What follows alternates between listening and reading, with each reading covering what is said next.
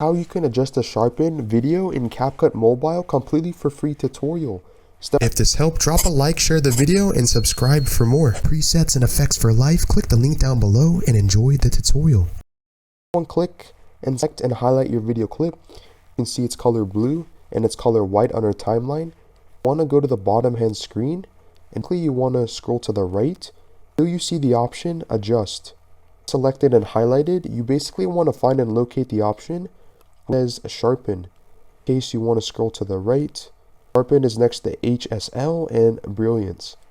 If you click this and scroll to the right, you're able to tell, but our video is actually getting sharpened.